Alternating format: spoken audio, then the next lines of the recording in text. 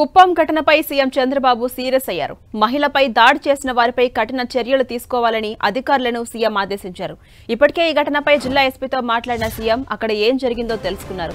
ఇప్పటికే నిందితులను అరెస్ట్ చేశామని చంద్రబాబుకు జిల్లా ఎస్పీ తెలిపారు. బాధిత కుటుంబానికి అండగా ఉండాలని అధికారులకు సీఎం చంద్రబాబు ఇప్పటికే ఆదేశాలు కూడా జారీ చేశారు. అయితే అప్పు తీర్చలేదని కుప్పం మండలం నారాయణపురంలో మహిళపై దాడి జరిగింది. మహిళను చెట్టుకు కట్టేసి మునికన్నప్ప కుటుంబం అమానుషంగా వ్యవహరించింది. నలుగురిపై కేసు నమోదు చేసుకున్న పోలీసులు మునికన్నప్పతో పాటు అతని భార్య వెంకటమ్మ, కొడుకు రాజా, కోడలు జగదీశ్వరిని అదుపులోకి తీసుకున్నారు. తీసుకున్న అప్పు చెల్లించలేదని ఓ మహిళను రోడ్డు పక్కన చెట్టుకు కట్టేసి హింసించిన వైనం కుప్పం మండలం నారాయణపురం గ్రామంలో చోటు చేసుకుంది. అయితే 3 ఏళ్ల క్రితం భర్త తిమ్మరాయప్ప దగ్గర తీసుకున్నటువంటి 80,000 రూపాయల అప్పు చెల్లించలేదని అతని భార్యను రోడ్డు పక్కన చెట్టుకు కట్టేసింది మునికన్నప్ప కుటుంబం. అప్పు తీర్చలేక భార్య బిడ్డలను వదిలి భర్త తిమ్మరాయప్ప ఊరు వదిలి పారిపోయాడు. గ్రామస్తుల సహకారంతో కట్లు విప్పుకొని పోలీస్ స్టేషన్ కు వెళ్లి బాధితురాలు ఫిర్యాదు చేసింది.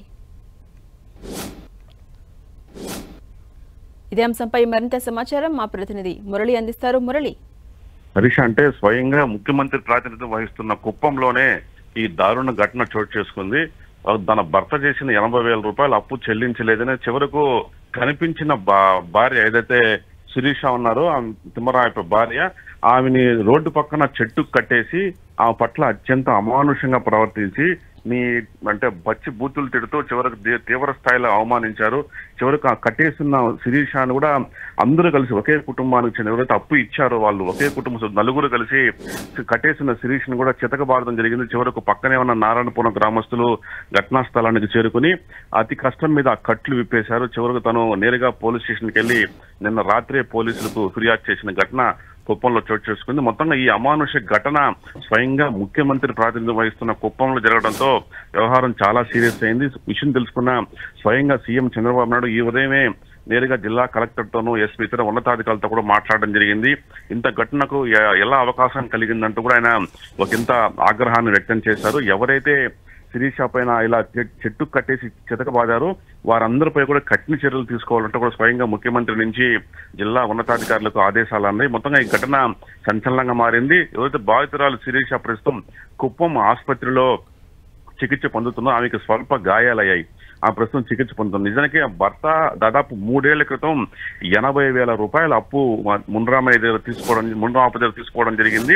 అయితే ఎప్పుడైతే ఈ డబ్బులు ఆయన చెల్లించకుండా భార్య పిల్లలను వదిలేసి ఆయన వెళ్ళిపోవడం జరిగింది.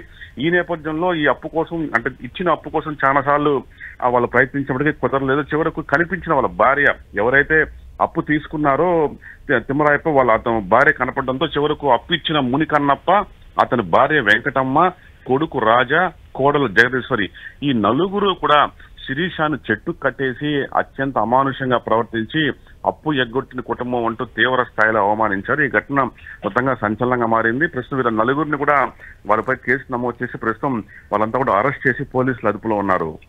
Right, thank you Murali.